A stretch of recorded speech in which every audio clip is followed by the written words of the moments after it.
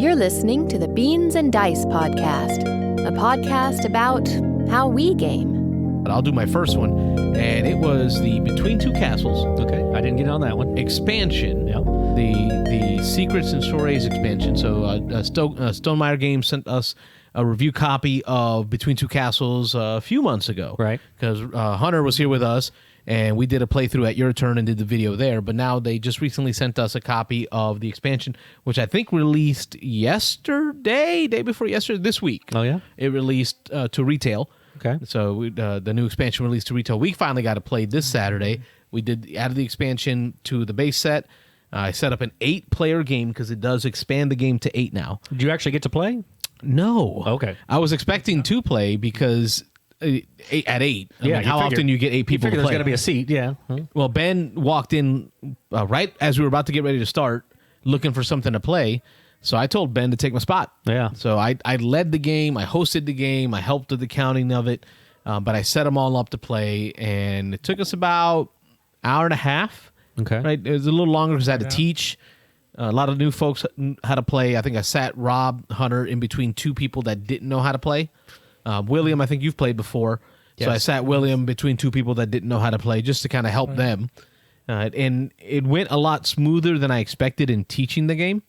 There weren't as many questions. Majority of the questions that I had from the players had to do with what symbols meant, right? Because the game is very heavy on symbology, yeah. On all of the chits, the tiles that you lay, and how they work. The feedback on the game was overall very good feedback. I don't recall anyone giving any straight negative feedback on the game. There was bits and pieces that folks talked about that they enjoyed, such as some folks really liked that semi-co-op feeling. Okay. Right, that was one of the things that I think it was Kenneth that talked about. And then I heard from people like Ashley talking about the comboing, like the amount of points being added in there, the matching of tiles. Ben talked about that as well. Yeah. I think I like it. I know it's not a game Rob is big on. It's puzzly, but I don't mind some puzzle games. Some, when it comes down to just pure straight puzzle, this one's interesting because of the interaction with the other people. That's the and when we were talking about Calico just before we came on today. I don't like Calico because there's almost no interaction in that one. I mean, you've got the drafting thing where you can try to draft something somebody else wants, but outside of that, you're taking a tile that's out there and then you're putting it on your board, and what you do has no effect on anybody else really. So I don't like that where it's just a solo puzzle. You're just trying to solve your puzzle in the best way to get you more points than somebody else. But this game is very different because you have to work with the people on both sides of you. There's no option. You are building a castle to your left and you're building a castle to your right. So you have to communicate. You have to talk. Again, I didn't get it on this play, so I'm going to defer most of this. But the one thing I wasn't crazy about the game, and I mentioned this before, is that there is a little bit of downtime because you have to communicate with people on both sides. And if the 2 people on both sides of you quickly jump to the other side, then you kind of just sit there and you're waiting and you're waiting and you're waiting. You're like, all right, one of y'all get done so I can get in on this. And so that's where I kind of stepped in to make sure that didn't happen. You gave me that feedback, and I thought about it last time. Oh, cool. Okay. I can't help it if we're at an odd number. I can't help you. I'm sorry. You're the odd man out. It's going to happen, yeah. But in an even number game, I was like, okay, make sure you're pairing up with someone so that everyone has a partner to pair up with. Okay, that's cool. And it worked out well. But our winner was William. Congratulations, William. Ah, nice, William. He took the win. Any thoughts on the game? I played with 2 new players, so it was I pretty much was like the teacher for both sides. So I was just like, well, no, let's focus on this for this castle, and I don't know what's going on in the castle next to you, but for this one we need to focus on this. Don't try to be having everything on your castle. Focus on one pathway. So for us, it was all about activity rooms on the castle on my left. Ben called about that, yeah. And that gave me 85 points. But you only get enough. You only go your lowest castle. So that's the one you score. Your lowest castle. The one on my right, I got all the room. We had 3. I focused on having the one that you score. I think 4 points for having all 6 tiles on there. I think it's the dining room. Is the one that gives you all the different types is going to score you extra points. So we got a whole bunch of those. And so we did all that, and then we ended up focusing on one icon for the assistants.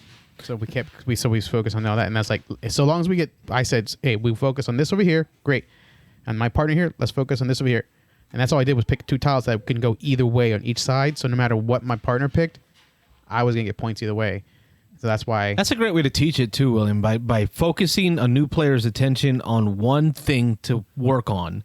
Yeah. They're not going to be overwhelmed, right? That's their one goal. It keeps it easy, keeps it simple, and it seemed to work out because between your 2 castles, they both scored you enough to win the game. Your lowest scoring won you the game.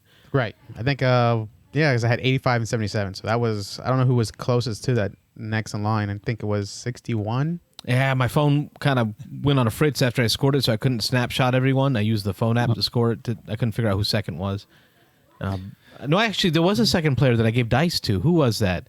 Well, I don't know. I gave all my stuff away. So yeah, because I gave out swag to the winners. Yeah. But another good point you made there about the game is you can't focus on everything, right? Because if you focus on everything, you're not going to score much in anything. Exactly. And so that was a great way to win that. Hunter, you were there. Yeah, I was the 2 ladies. Get in on the microphone, Hunter. They had a pretty good for being new. Plus, I'm trying to remember since it's been a while. Yeah.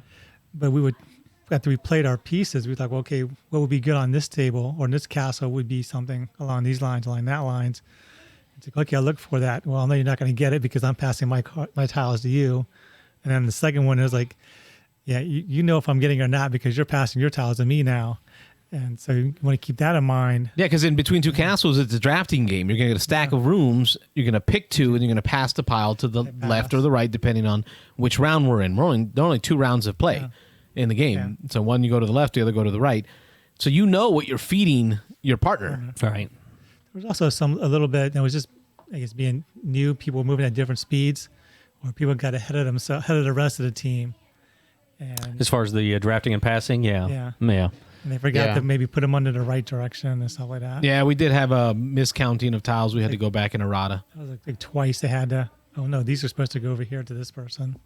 William was fast. I'll tell you what, he made decisions, executed, and was done, arms folded, waiting for others to finish. Had a plan, yeah. Well, I mean, I literally just said, okay, I see where that castle's going. I see where this castle. All right, I'm done. That was but it's not just you, though. It's like your partners had to be on board with you. So now I understand why, when you set them on that path of, hey, let's focus on this, both you and your partner were quick in their decision. So, well, at least for half of their decision. Yeah. So I don't know what the other half was like. If you get, once you played a few times, it'll be a much quicker game. Yep. Because you have an idea what you're looking for, you know what's going on. Yeah. Instead of, okay, what do I have here? What are my choices? Okay, this here. What I got to do over here as well. And it takes longer, you're learning because you're doing it twice. But people who have been playing for a while, it's going to be like, okay, 7 card, boom, boom. They'll know what they want. Yep. Quickly. Mike, that was. Oh, Michael, have you played it? Have you ever played that or no? I was going to ask because I've never played it before, and you said you had 8 people playing, and it only took an hour and a half. Is that it's all simultaneous play. Everybody's doing all the same things at the same that time. Helps, definitely. Right. Okay. Cool. Yep. Yeah, you're gonna have a castle on your left side. You're gonna have a castle on your right side. So if we're in this order here, you got William on one side, Robert on the other, and you and Robert are building a castle between you. William and you are building a castle between you. And on your turn, you're going to draft 2 tiles from the stack. Okay. When we all draft, at that point, we reveal the 2 that we've selected. Now you have to decide which castle you're going to place one of those 2 tiles in. So you're going to put one tile in each castle, and that's where the conversations happen. So you and Rob got to talk about what tile that you pick goes best in your castle. You and William have to have that same. And this is why I call it semi-co-op.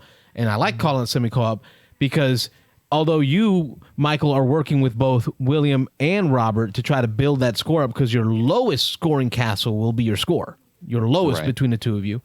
Okay. Carlos sitting here next to Rob is like, hey, Rob, you really don't want to put that over there. Put that on our castle. Sure. Right? Because, I want Rob to help me out with my castle and hurt you. Yeah. So it creates these moments, these social moments. A little bit of negotiation, yeah. I like it. Yeah. Okay. It sounds like something I would enjoy. Stonemaier Games, between 2 castles of Mad Queen Ludwig and Secrets of Soirees Expansion. Yeah, plus the scoring on the phone now makes it much quicker. Oh, yeah. Yeah, I use my Apple phone. Yeah. Looks like it have errors on it, too. Oh, you didn't use that old phone? No, I did not use my old phone. I used my Apple phone. Brick, yeah. And I can scan people's boards, and it can recognize the rooms, and then it'll tell you the scores. Tally up the scores for you. Before, it was a 5-7 minute scoring phase. Scoring exercise. That was part of the game, yeah. It felt like working Excel. I like it, though. I like that phase. Yeah. Cool. The expansion, so the piece that brought us to play it was the expansion component. The expansion brought in these things called secret rooms, and it also brought in activity rooms. Activity rooms scored on all adjacent rooms around it, so that made it easier to get points, right? And then the secret room, whenever you placed it, the tile's going to have a little indicator saying orthogonally, left, right, up, or down. It's going to mimic that room, so it becomes that room you're touching. I think both of these expansions were great because it increased the speed in which you gain points, the ease of getting points. You didn't get jammed up. There was less odds of you getting a setup where you couldn't score, because now you take the secret rooms and you can put it next to a dining room. It's also a dining room. Oh, now you've got your 3 of a kind, right? You get your bonus. Oh, now you added another couple dining rooms a couple turns later, and you've got your extra bonus. So it's like people are getting to the goody comboiness, if that's even a word. Goody comboiness? Yeah. I want that on a t-shirt. There you go. Yeah. You're getting to the goody comboiness. Combo goodness. Faster, right? And that helped. That really helps deliver the good feels of the combos that you get. Cool. I recommend it. Between Two Castles. Awesome. Yeah. Beans and Dice Podcast. State your name. Where are you calling from? Hey, guys. This is Ben from Tampa calling. Hey, Ben. I was thinking about some of the stuff. I actually sent Carlos some feedback on those new that expansion for Between Two Cities. If you didn't bring it up, I was going to. I've got it in front of me because I did want to get your thoughts on Between Two Castles. What were your thoughts on Between Two Castles with the expansion? So I had never played. That was my first time ever playing Between Two Castles. So getting it with the expansions was good for me. I liked having the expansions in there. So the two main things that I didn't really know what the expansion bonus cards were, but the rooms, the activity rooms and the secret rooms is what I worked on and what I could talk to. So the activity rooms, I wasn't real sure about, because looking at the card, you only score points off the orthogonally adjacent rooms to it. Whereas with the regular rooms, if you play it right, you can score every single diagonal or orthogonal around it. So I didn't really go heavy with the activity rooms on one of my castles, thinking that, it won't score that many points. But then I look over at Will and his buddy Patrick that he was playing with.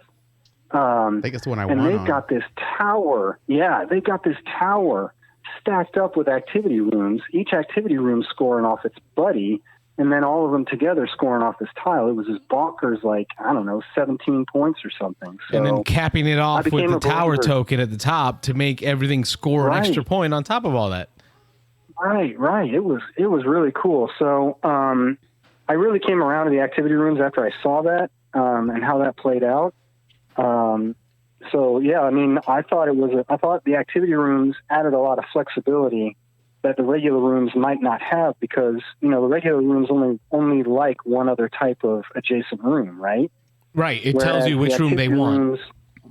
Right. The activity rooms dislike and one type of room, and then they like everybody else. So you got a lot more flexibility with those. So I thought that was a cool addition, even though I'd never played it before. Well. And then the other one, go ahead.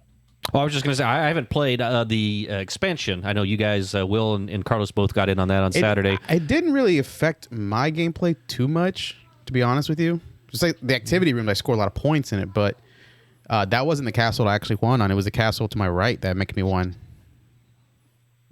Oh, really? The one we worked on? Yeah. Mm-hmm. Oh. That was the one that got me the win right there. Was that the one you ignored? No, man. We were really collaborating on that one. Yeah, but I gotta say, your decisions were so fast. Ben and William, right? The deciding of what tiles to pick and where to put them, I felt was the fastest of the entire group. Right. So I didn't have high hopes in that zone, but it ended up being a very high scoring zone. So it sounded like you guys knew what you were wanting to do. You drafted to it and made it happen. I would look over at the castle, see what tiles I had in my hand, and if there was one that was a particularly good fit, I was like, all right, that's it, easy. And then I just say to Will, here's where I think this one could go. And pretty quick. We'd be like, yeah, it looks good, and vice versa. So, well, cool. I'm glad our castle helped you win, then. Took them to victory. Yeah, it was. I think it was by a lot too. It was. I had one castle that was 85, and I had one castle that was 77, and that was the one that was mine. That was the one that was 77. Okay. I think the one piece that I feel like I robbed from you, Ben, was the scoring piece. A lot of people talked about the scoring aspect being so tedious and frustrating that there's an app. The app was amazing. Oh, yeah. I was able to just like scan that was cool. the player board, and it totaled up everything. Wow. It just did all the math. Very cool. It knew the rooms. Yep. But that's one of my favorite parts of the game. Thanks for watching the Beans and Dice podcast. Don't forget to like and subscribe.